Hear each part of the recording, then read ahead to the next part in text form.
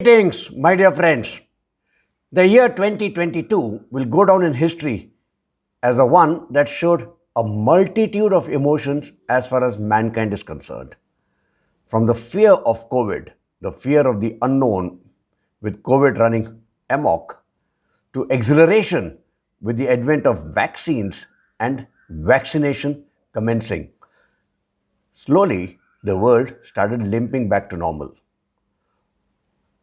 In February, there was a sudden war between Russia and Ukraine that plagued the nations across the world.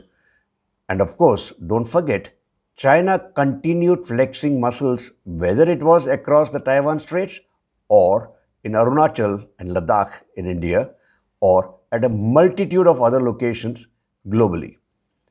Economic disaster hit the world as a result of the Wuhan virus and the Ukraine war, leading to food and energy scarcity across the globe, hitting rich and poor alike, whether it was the global rich in Europe and the US or it was the poorer nations in Africa. High inflation, looming global recession, actually hitting four out of the top five economies of the world is a major cause for concern. India remains one bright spot here. Then there was despair. Despair with the re-emergence of the new strains of the Wuhan virus that have started wreaking havoc, not just across China, but now with US, South Korea, Japan, Australia, among other nations. We are on the highway to a climatic hell, a looming climate crisis causing unprecedented floods to droughts, from heat waves to shivering cold, from deadly storms to rising sea levels. So, what do we expect in 2023? Will it be any better than 2022, or will it actually go worse? Will the pandemic end? Will the Ukraine war or the tussle over Taiwan get resolved? What does this year have in store as far as we in India are concerned? Welcome, my dear friends, to Chak Simplifies. I, Commander Chakrapani, or Chaks, am your host. I would be simplifying complex issues into understandable, smaller bites. In this episode, we will closely examine what to expect in 2023, and this would be in particular reference to India. Just when the world thought COVID fears were receding, COVID was ending, comes the reminder of the new wave hitting China. New variants, as many as 4 of them, are spreading like wildfire, with reports claiming over 1 to 2 million affected on a weekly basis. And there are reports that 1 to 2 million people in China alone could die in the next few months. Surprisingly, just a couple of days back, China admitted for the first time over 60,000 deaths in 1 month alone. Why is this happening in China? Whether it was poor quality of vaccines developed by China, or it was a flawed vaccination drive, insufficient healthcare facilities, to lack of medicines, all of these are factors. Stringent lockdowns, quarantines as a result of the zero COVID policy kept Chinese population isolated and did not result in herd immunity.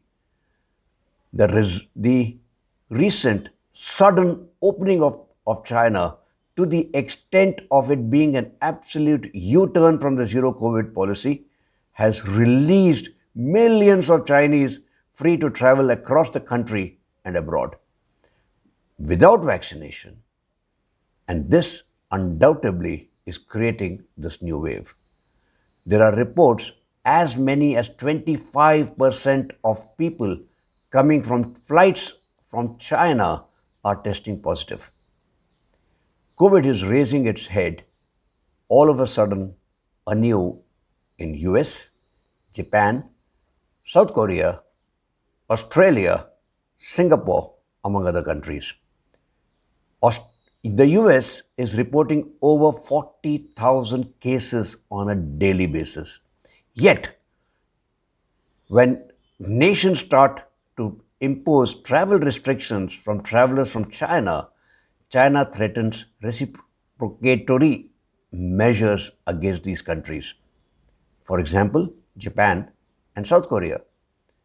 On the other hand, Thailand has wilted under Chinese pressure, welcoming Chinese travelers.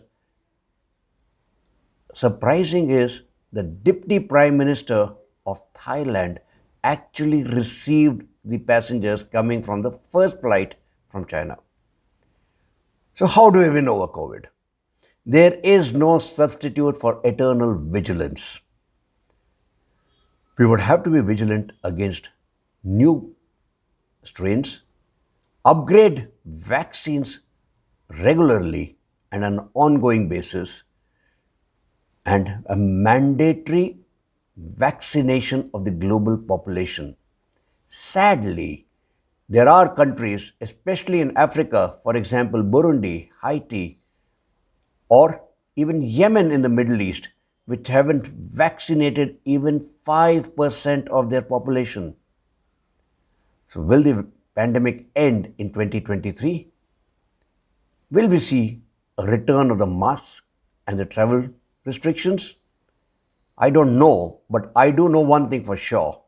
Vaccination, isolation, and continuous upgrading of healthcare infrastructure is the need of the hour.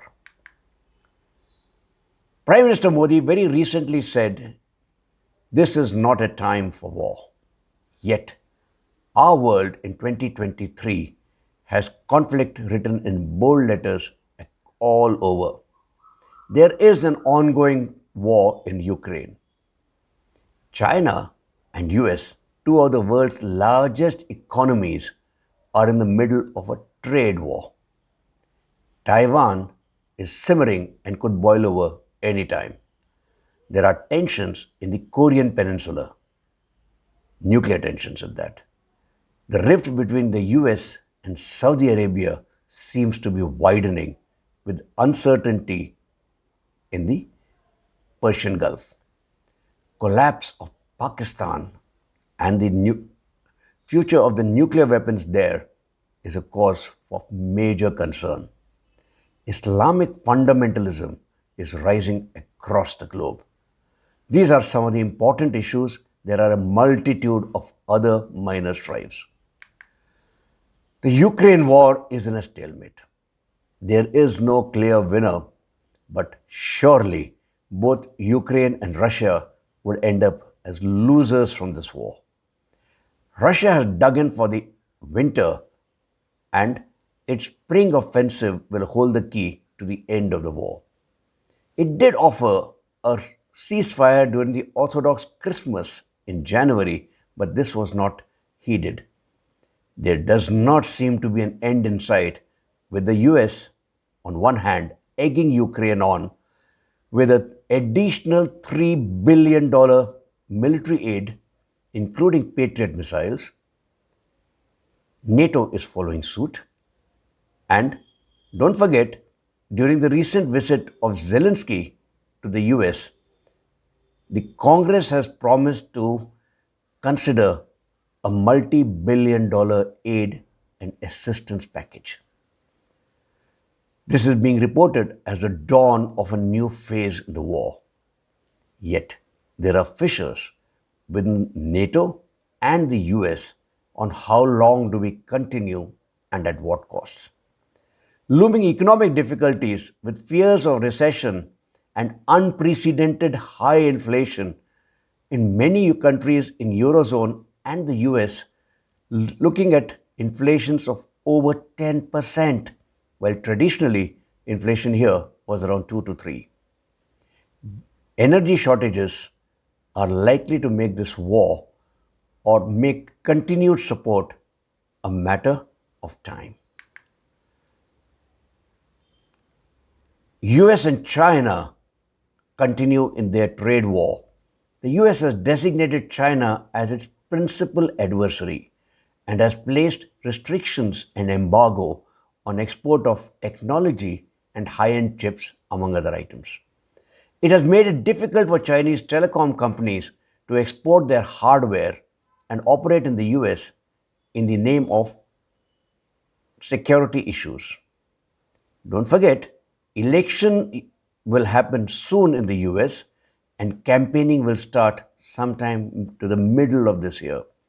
No party would like to be seen as weak. Recently, the FBI raided a secret Chinese police station in New York. Oh, yes, you heard it absolutely correct. A secret Chinese police station in New York. China is threatening US interests as never before. From militarily making the PLA Navy bigger than the US Navy in numbers, claims of hypersonic missiles, carrier buster missiles, and of course, the first sixth generation aircraft, weaponization of space. It is likely to overtake US as the largest economy somewhere around 2035. Geopolitically, it is spreading its sphere of influence from a deal with Solomon Islands in the Pacific, which gives it unprecedented rights to station its military, to Vietnam, to Cambodia, and of course, Africa. Checkbook diplomacy and the resultant debt colonization of Africa, Pakistan, and so many other countries across the globe continues unabated. China is cultivating adversaries, Iran and Saudi Arabia in the Persian Gulf, to occupy the vacuum left by the withdrawal of the US from the Gulf. Taiwan, on the other hand, doesn't, is an ongoing conflict with an avowed desire of China to make it a part of itself. It continues to threaten, and don't forget the Chinese dream to amalgamate Taiwan like Hong Kong. The new year 2023 dawned with unprecedented incursions, whether it was military aircraft or ships, whether they were military drills being carried out by PLA Navy and PLA Air Forces simulating landings in Taiwan. To the extent, a US think tank came up with a report to say that a conflict over Taiwan, and if China does invade it, will end up China losing. But Japan, US, would pay a very heavy price for it. The Korean Peninsula is under a nuclear threat. North Korea is flexing its muscles, especially nuclear muscles, with numerous tests and drills in the last few months, including incursions of drone over South Korea. It has fired multiple nuclear-capable missiles that landed close to Japan in its EEZ to flying over Japan into the Pacific. Kim Jong-un's missile tests and military goals seem bizarre, but they lay out an extensive plan to boost military power. No wonder Japan and South Korea have increased military spending and looking at allies in their area. One can expect more missile tests, more war of words, incursions, and diplomatic tussle in this area. Given the short distance between North and South Korea, possibility of an irresponsible act and its response are high. This could have disastrous consequences. Saudi Arabia and US were always friends with benefit. They seem to be having a fallout, but don't seem to be giving up on each other. The Abrahamic Accords were a major turning point and a major talking point as far as the US was concerned. that gave it an opportunity to reduce its presence in the Persian Gulf. This, of course, has not been welcomed by Saudi Arabia. Saudis, on the other hand, have also not supported the US request for reduction of oil production or prices. This was designed to make Russia bleed. Personal chemistry between Joe Biden and Mohammed bin Salman is very poor. While Xi Jinping has had a very successful visit to Saudi Arabia where numerous pacts were inked, including, surprise, surprise, setting up of Confucius institutes, use of Mandarin language in Saudi Arabia. Pakistan seems to be a basket case, a deeply divided polity, especially in the election year. Imran Khan's ouster and his threatening every institution of note from the election commission to the courts. And the army is finding itself threatened. And that is a major destabilizing factor as far as Pakistan is concerned. Internal conflict, especially balkanization of Pakistan, these fears seem very real.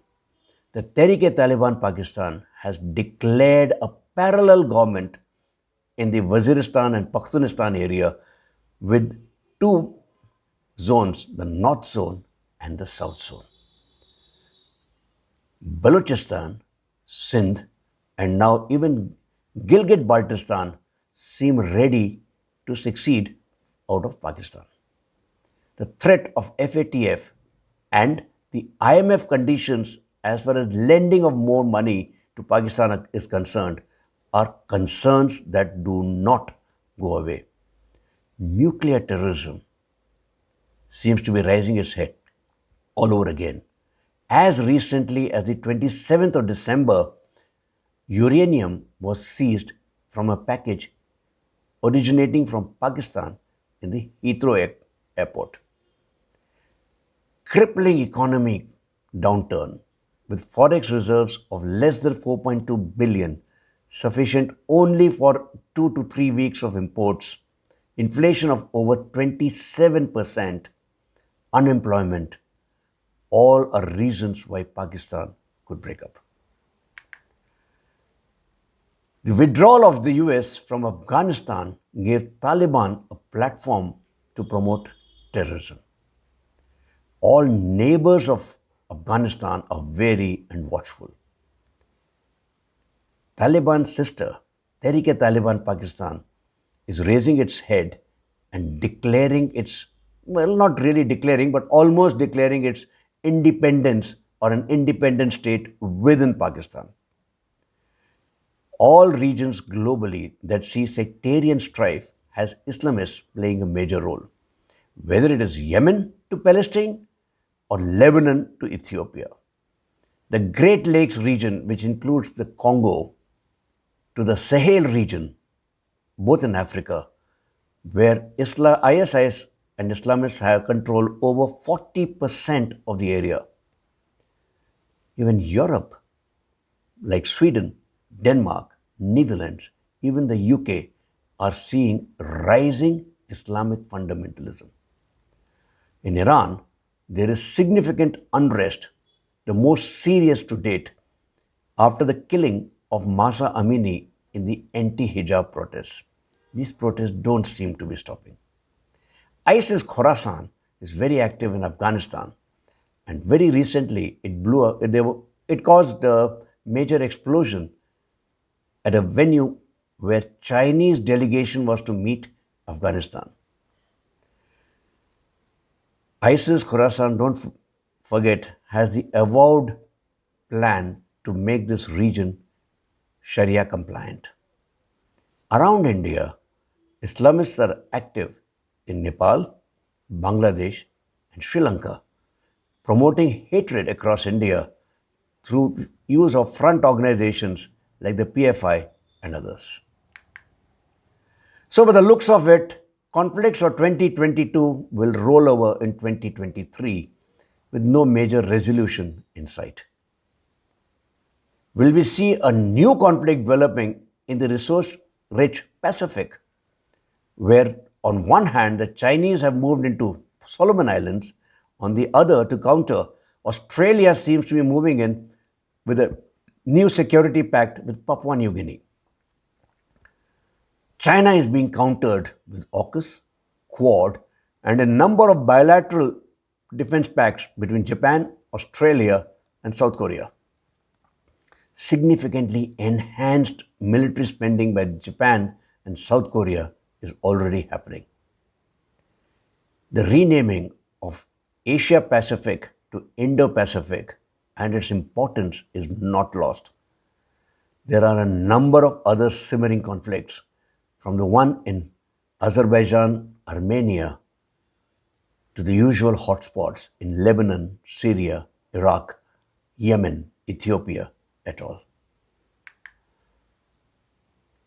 If this was not enough, the ballot boxes could end up shaking the world globally.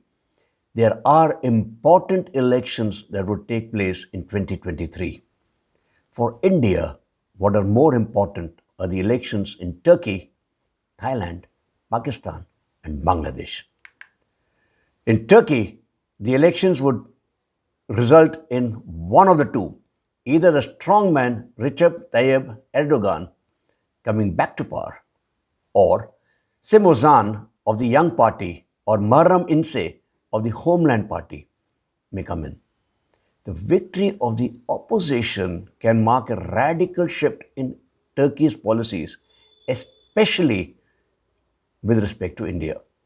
If Erdogan wins, he may become more of an autocrat. In Bangladesh, Sheikh Hasina will battle hardliners led by Khalida Zia. Sheikh Hasina has been showing some reluctance as far as standing for elections or leading the party once again. Bangladesh, which was once a bright spot, is battling slowdown and high inflation with shortages. In fundamentalism seems to be increasing here. Don't forget, there was a lot of violence during the Durga Puja with vandalization of the Durga pandals and the anti-Hindu sentiments across the country. The China factor remains looming and large. Pakistan, the less we speak, the better. Crippling economic downturn to secessionist movements. Ouster of Imran Khan and the elections that are likely to take place in 2023. Will Imran Khan come back? If he comes back, the army has its task cut out. On the other hand, so will other institutions like the courts and the election commission.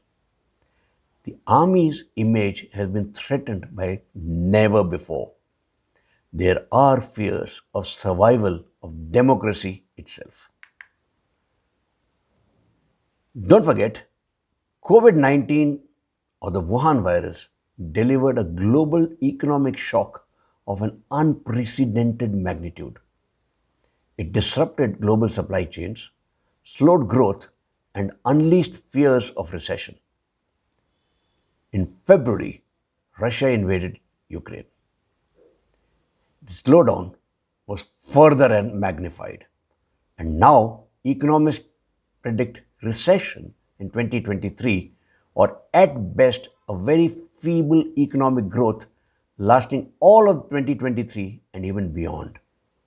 Inflationary shocks have happened globally, from gas to groceries. Prices have shot through the roof. Eurozone, US are seeing inflation of upwards of 10%, unheard of since the 1970s. The IMF predicts 1/3 of the globe will battle recession in 2023. World growth will be around 2.4% or less. 4 of the 5 major economies of the world are seeing significant slowdown. 2023 will be the weakest year in economic growth after 2001. Inflation is the most potent threat. Central banks are likely to be raising interest rates to reduce inflation, to bring it back or cool it at least to moderate levels. The rate of reopening of China would have the keys as far as economic development of the world is concerned. How quickly will this happen? Will China be able to reinstate itself into the global supply chains? The high energy prices as a result of Ukraine war, especially for the Eurozone, will continue to haunt. Rising food prices, unemployment are major hurdles as far as small and medium economies are concerned. The next 12 months are going to be difficult, even if recession is averted. Technology and technological advance will not stop. It doesn't matter what happens in the world. Web 3.0 is coming. This would be based on artificial intelligence and on blockchain.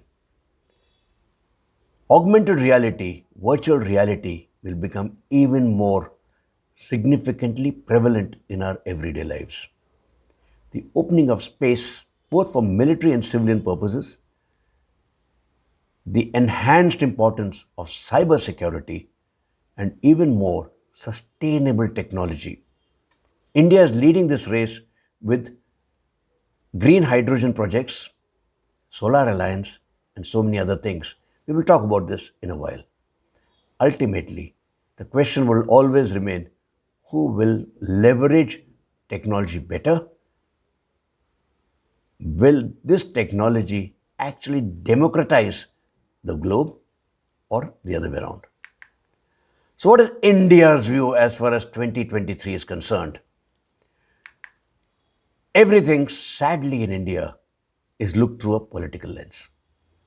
So, starting with the politics first, there are going to be elections in 9 states. Karnataka, Madhya Pradesh, and Rajasthan are going to be the most important touchstones as far as general elections in 2024 are concerned. There are other issues like the CAA, NRC, the UCC, the hijab row, the temple issues from Mathura to Kasi, the eviction of squatters, all ripe for politics over religion. The standoff between the judiciary and executive